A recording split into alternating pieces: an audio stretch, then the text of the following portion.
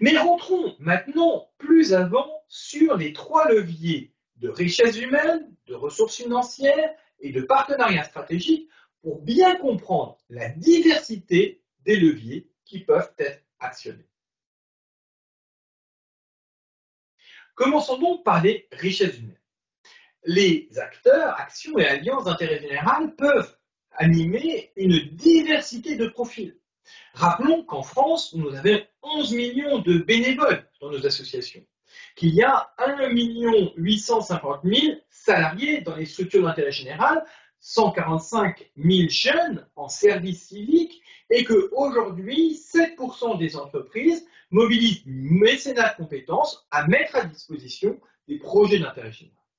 Et cette diversité de profils est associée à une diversité de moteurs d'engagement. On peut s'engager pour être utile, pour se rendre utile, pour prendre soin des autres, mais aussi s'engager pour créer des liens, développer ses propres compétences. Et nous voyons bien que cette articulation entre ce que je donne et ce que je reçois est très importante dans la question de reconnaissance de cette diversité et des moteurs des richesses humaines. Et pour aller vers les modèles socio-économiques, eh bien, montrons à quel point elles impactent le modèle dans sa globalité. L'apport en compétences volontaires représente souvent ce que nous appelons le quatrième tiers de tout modèle des structures d'intérêt général. Ces structures d'intérêt général, généralement, pour pouvoir être équilibrées, hybrident leur modèle, un tiers de financement public, un tiers de partenariat privé et un tiers de valorisation de services. Mais il convient aussi de mettre en valeur la valeur intrinsèque de cette mobilisation du bénévolat et du volontariat, car il représente environ un tiers du modèle.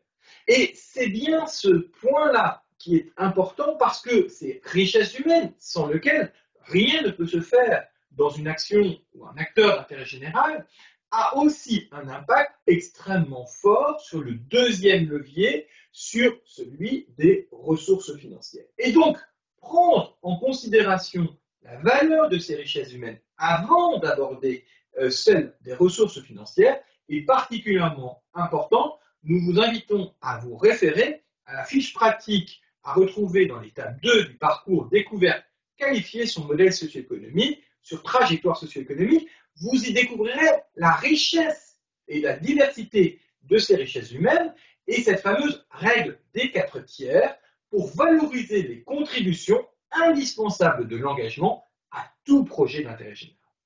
Une fois qu'on a bien reconnu cette richesse humaine, on peut passer aux ressources financières, deuxième levier de tout pilier socio-économique. Et là, il est important d'activer les leviers économiques en fonction de son propre projet.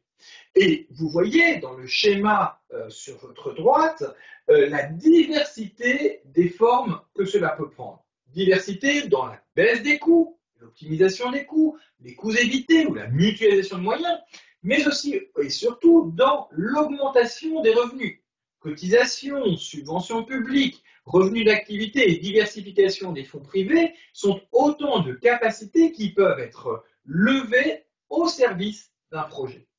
Et il est très important d'analyser les leviers de revenus et de coûts parce qu'elles ne relèvent pas des mêmes modalités d'activation ni des mêmes temporalités. Pour cela, nous vous invitons à vous référer au référentiel modèle socio-économique d'intérêt général sur lequel nos amis de PIE ont particulièrement bien décrit finalement quelles sont les conséquences, les compétences et les capacités pour pouvoir activer chacun de ces leviers économiques. Donnons un exemple très concret. Pour pouvoir analyser finalement la valeur que représente un projet d'intérêt général, nous recommandons d'ajouter un tiers, 33%, pour financer l'animation, le pilotage, la capitalisation et la valorisation collective de tout projet d'intérêt général. Et ce tiers tient compte, bien évidemment, de la capacité d'engagement mobilisé dans le premier levier, c'est-à-dire ce fameux quatrième tiers d'engagement qui permet d'investir plus durablement dans un projet d'intérêt général. Alors pourquoi est-ce que cette ingénierie est fondamentale? Parce qu'elle permet de pouvoir capitaliser les travaux qui ont été faits. Elle permet de pouvoir animer en interne et au travers du réseau, à travers de la formation, des groupes de travail, de la mise en partage. Elle permet aussi, bien évidemment, d'assurer les frais de fonctionnement et les résultats pour que ces résultats permettent de consolider les fonds propres. Et vous voyez bien que lorsque l'on dit que 22% sont nécessaires pour financer l'investissement interne, ça n'est pas qu'il faut 22% de frais de fonctionnement, puisque généralement les projets d'intérêt général sont assez frugaux, 5-7% maximum. Mais pour financer l'ensemble de ce qui va permettre de rendre durable dans le temps ce projet d'intérêt général et d'en faire un véritable investissement pour tous. Investissement pour tous d'autant plus marqué qu'il permettra aussi de co-investir et avec le territoire et avec la recherche, et c'est les 11% complémentaires qui permettent de pouvoir être très en lien avec l'action territorialisée dans laquelle s'inscrit son projet, et très en lien aussi avec la manière de pouvoir porter collectivement cette spécificité d'intérêt général. C'est donc cette règle du tiers on top, les fameux 33% en plus du coût de l'action, qu'il est important de valoriser si l'on veut pouvoir pérenniser dans le temps un projet d'intérêt général. Avoir simplement de quoi financer l'action aujourd'hui et maintenant, c'est condamner l'action d'intérêt général à n'être que l'immédiateté de l'action et non pas l'investissement sur le futur, comme c'est le cas pour tout projet qui se veut d'intérêt général. Cette règle du tiers on top est donc essentielle pour pouvoir pérenniser durablement les modèles socio-économiques d'intérêt général. Dernier point, pour pouvoir consolider ces modèles socio-économiques, bien évidemment, les alliances stratégiques, ce troisième levier. Alors, les alliances peuvent être entre pairs, peuvent être avec les acteurs publics et peuvent être avec les acteurs privés, et nous vous invitons, pour pouvoir détailler un petit peu cette capacité à faire alliance, à aller regarder la méthode coopérer efficacement sur la plateforme odd17.org, là où vous retrouverez l'ensemble des données, outils et compétences nécessaires pour faire alliance. Mais donnons un troisième exemple très concret, celui de l'engagement des acteurs privés, entreprises, au service des actions d'intérêt général. Aujourd'hui, 54% des entreprises font des pratiques responsables, 28% de la coopération économique, 26% de l'innovation sociétale et 25% du mécénat. Donc on voit bien qu'il y a eu une capacité de démultiplier l'engagement des acteurs économiques au plus près de la réalité territoriale. Et ça, c'est un élément déterminant, puisque c'est ce que nous appelons la règle du 1 plus 1 égale 3.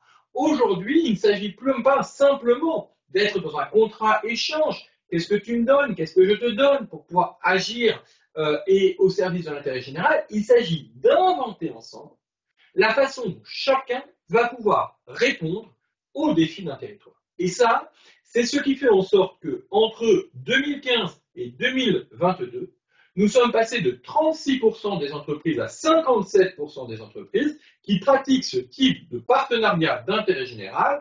Et il est très intéressant de voir que pour 66% d'entre elles, cela se fait au niveau local, 44% au niveau régional, 19% au niveau national et 7% au niveau international. Nous sommes donc bien dans une capacité à inventer ensemble, au plus près des territoires, des projets de territoire qui incarnent l'intérêt général à portée de main, dont tous sont co-responsables. La collectivité territoriale, dans le cadre du projet de territoire qu'elle anime, les acteurs et actions d'intérêt général, notamment les associations et les fondations, dans le cadre des projets qu'elles impulsent, et bien évidemment les acteurs économiques et académiques dans le cadre des soutiens et des moyens qu'elles peuvent mobiliser elles aussi pour pouvoir faire de ces projets de véritables réponses aux projets de territoire.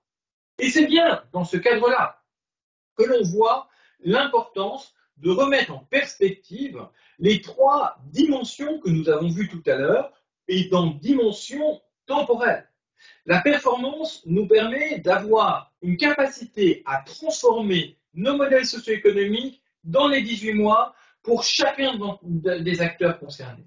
L'innovation, c'est un moyen d'inventer ensemble de nouvelles solutions. Et là, nous sommes dans des cycles de 7 ans que nous connaissons bien, qui ont été modélisés, qui ont été capitalisés pour inventer de nouveaux modèles. Ces cycles de temps de 7 ans sont indispensables. Et enfin, nous sommes sur un temps de reconstruction d'une confiance partagée à travers le CAP et le cadre collectif à 2030 des objectifs de développement durable. Voilà, selon nous, les trois façons d'appréhender les nouveaux équilibres socio-économiques et, bien évidemment, chaque gouvernance peut choisir quel est l'impact visé et la temporalité associée en fonction de sa propre situation et c'est bien cela qui fait en sorte qu'une gouvernance est avisée lorsqu'elle sait à la fois articuler performance, innovation et confiance et donc dans un équilibre qui est différent en fonction de la situation immédiate de l'organisation, de pouvoir définir comment les articuler. C'est pour ça qu'a été lancé le 18 octobre dernier au Forum national des associations et des fondations, sous l'impulsion de la ministre Prisca Thévenot, la plateforme Trajectoire socio-économique, sur lequel vous retrouverez 3 parcours d'usage en fonction de votre maturité, ainsi que tout un cycle d'animation à la fois régulier, mensuel, annuel, pour pouvoir connaître en permanence les évolutions sur ces trajectoires socio-économiques que nous avons tous à inventer ensemble. Et nous vous invitons, pour vos équipes, à pouvoir particulièrement partager avec elles le parcours découvert qualifié son modèle socio-économique pour redécouvrir les fondamentaux en 2 heures, 4 heures ou 12 heures, selon bien évidemment la modalité qui est la plus adaptée, selon les besoins de chacun, pour pouvoir monter ensemble en compétences sur cette question des trajectoires socio-économiques. Nous vous remercions d'avoir suivi ce module à destination des gouvernances et vous invitons à nous faire l'ensemble des remarques qui nous permettront de faire évoluer ces outils pour permettre à chacun de pouvoir être contributeur de notre avenir en commun.